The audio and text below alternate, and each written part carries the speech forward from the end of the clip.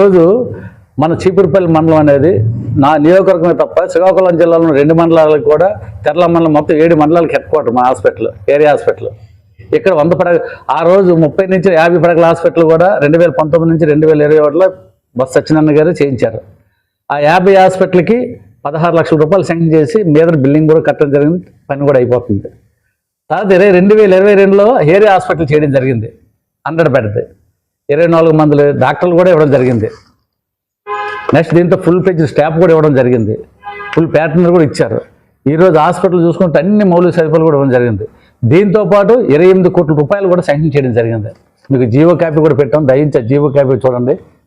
మరి ఆ GO copy విషయంలో మరి 14 నెలలు అయింది టీడీపీ గవర్నమెంట్ వచ్చి.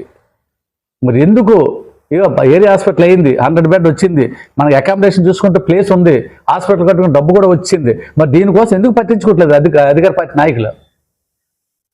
అంటే వాళ్ళు ఈ డెవలప్మెంట్ అక్కర్లేదా? చీపురుపల్లి పరిస్థితి బాగుండాలని కోరుకోవట్లేదు వాళ్ళు, ఎందుకు ఇది చేయట్లేదు?